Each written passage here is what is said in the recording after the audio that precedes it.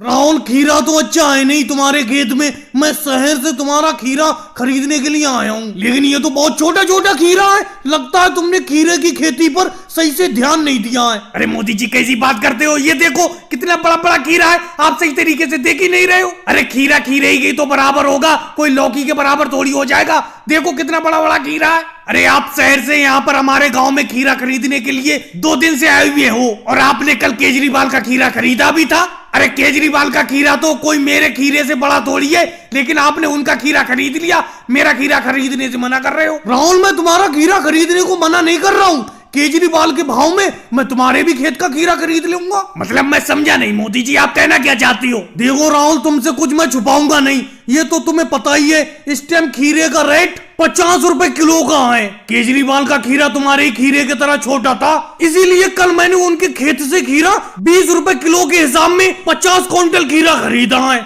अरे मोदी जी, केजरीवाल ने 20 रुपए किलो को खीरा बेच दिया होगा, मेरा खीरा कोई सवा थोड़ी जा रहा है। 20 रुपए किलो के हिसाब से मैं खीरा किसी हाल में भी नहीं बेचूंगा। खीरे का रेट 50 रुपए किलो का है। चलो आप 45 रुपए किलो का दाम लगा दो। आप तो सीधे 20 रुपए किलो के हिसाब से मेरे खीरे को मांग रहे हो। आप शहर वापस चले जाओ, मैं आपके हाथ खीरा नहीं बेचूंगा। चाहे मुझे अपने इस खीरे को तोड़कर मंडी ले जाना पड़े, मंडी में जाकर बेच दूंगा। हाँ राहुल भैया, तुम बिल्कुल सही कह रहे हो। योगी जी ने भी ऐसा ही किया है। योगी जी सारा का सारा खीरा एक गाड़ी में भर के मंडी ले गए शहर। वहां पर उनका खीरा 60 रुपए किलो के हिसाब से बिका। अच्छा राहुल, भाड़ा भूल गए? अरे मैं तो तुम्हारा खीरा यही खेत पर खरीद रहा था। चलो मान लेते तुम यहाँ से खीरा भरकर शहर मंडी में बेचने के लिए ले जाओगे, तो जिस गाड़ी में ये खीरा ले जाओगे उसका भाड़ा नहीं देना पड़ेगा, किराया नहीं देना पड़ेगा। राहुल, बात एक ही पड़ती है, चाहे कान इधर से पकड़ लो, चाहे कान को हाथ घुमाकर पकड़ लो। तुम्हारा खीरा एक रेट 25 रुपए किलो खरीदूंगा। देना है दो, नहीं देना है मना करो। और भाइयों को वीडियो को लाइक करो, चैनल को सब्सक्राइब करो। मोदी जी, थाली में थोड़े से चावल और निकालिए, थोड़े से चावल और लीजिए। नहीं बहन मायावती जी, अब मैं खाना खा चुका। बहुत ही अच्छे दाल चावल बनाए थे तुमने, दाल चावल खा के मजा आ गया। और बहन मायावती जी, आपने इतने दिन बाद हम लोगों को दावत पर बुलाया, तो इस वजह से भी खाना खाने का मजा बहुत आया। मोदी जी, मैं तो महीने में 1-2 बार आपको दावत पे बुला ही लेती हूँ, लेकिन इस बार 2 महीने में आपको दावत पे बुलाया, वक्त नहीं मिल पाया आप लोगों को दावत पर बुलाने का।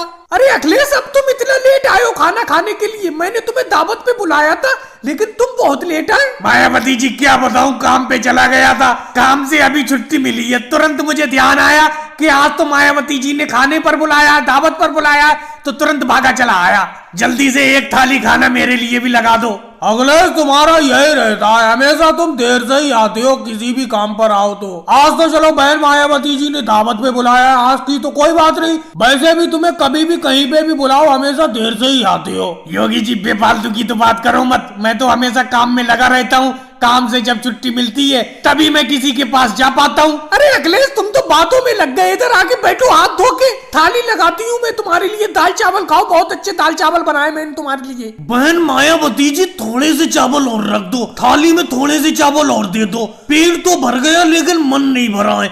ऐसा लग रहा है जो आपके सामने ये थाली चावल से भरी हुई रखी हुई है, पूरी की पूरी थाली के चावल मैं अपनी थाली में रख लूं और उसमें दाल उलट के खा जाऊं, क्योंकि तुम्हारे दाल चावल का स्वाद इतना अच्छा है, मन भर ही नहीं रहा है, पेट तो भर गया।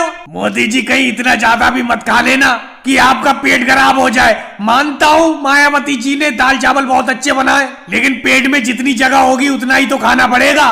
मायावती जी, थोड़ी सी दाल और ला दो मेरे लिए, बहुत ही बढ़िया दाल लग रही है, मैं तो दाल पीऊंगा। अरे राहुल, दाल अब ज्यादा नहीं बची है, थोड़ी सी दाल बची है, और अखिलेश भी अभी खाने के लिए आए हैं, मुझे उन्हें भी अभी खाने के लिए देना है। थाली में चावल और दाल। अरे ये दाल है, कोई शरबत थोड़ी है जिसे तुम पियोगे। और भाई लोगों, वीडियो को लाइक करो, चैनल को सब्सक्राइब करो। मोदी जी, आपने आने में बहुत देर कर दी, मैं कब से आपका इंतजार कर रही हूँ, लेकिन आप अब आए हो। अरे बहन सोनिया जी, एक तो आपका घर नहीं मिल रहा था इस गांव में, और शहर से आने में वक्त लगता है। एक तो आपके गांव में शहर से आने के लिए कोई बस या ऑटो रिक्शा वगैरह नहीं चलता है। वो तो ये कहो, ये शहर में एक बैल इधर उधर फिर रहा था, इसी पर बैठकर मैं चला आया, और यहाँ गांव में आने के बाद आपका घर को ढूंढना बड़ा मुश्किल हुआ। लेकिन मोदी डॉक्टर साहब, मैंने आपसे कह दिया था कि गांव के पूरब में सबसे पहला मकान मेरा ही है, लेकिन आप फिर भी इधर उधर गांव में घूम रहे थे।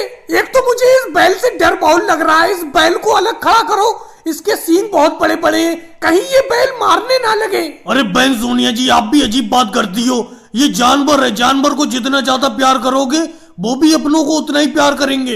ये तुम्हें क्यों मारेगा? इसे किसी पागल कुत्ते ने थोड़ी काटा है। एक तो देखो, मुझे कोई सवारी नहीं मिली यहाँ तक आने के लिए, अब मैं इसी बैल के ऊपर तो बैठ के आया हूँ। चलो वो सब छोड़ो, अब एक बात बताओ, आपको क्या दिक्कत है? मोदी जी, मुझे तो कोई दिक्कत नहीं है, मैंने अपने लिए आपको नहीं बुलाया। ये देखो, नीचे उतर के आओ इस बैल से। ये राहुल लेटा हुआ है, इसी को थोड़ी बहुत दिक्कत है। अरे मैंने घर के बाहर देखा ही नहीं राहुल, ये नीचे लेटा हुआ है जमीन पर। राहुल क्या बात है, क्या दिक्कत होगी तुम्हें? मोदी जी, वैसे तो मुझे कोई खास दिक्कत नहीं है, और वो तो मैं अभी खाना खाकर आया हूँ। खाना खाने के बाद घर के बाहर थोड़ा सा आराम कर रहा हूँ। अरे बहन सोनिया जी, आपने मुझे किस लिए बुलाया है? राहुल बताओ, तुमको क्या दिक्कत है? मोदी जी, कोई खास दिक्कत नहीं है, भूख बहुत ज्यादा लग रही है, ऐसा लग रहा है पूरा दिन खाते ही रहो। तो ये तो कोई दिक्कत की बात नहीं है, आराम से खाते रहो और सेहत बनाओ। अरे मोदी जी, घर का जितना अनाज था इस बार का सारा अनाज ये खा गया, आप सेहत बनाने की बात कर रहे हो? अरे राहुल को एक ऐसी गोली दे दो जिससे इसे भूख कम लगे। ये इतना खाना खा रहा है कि सारा का सारा घर का राशन खा गया। मम्मी जी, आपको मेरे खाने से बहुत दिक्कत रहती है, अगर मैं ज्यादा खाता हूँ तो क्या हो गया?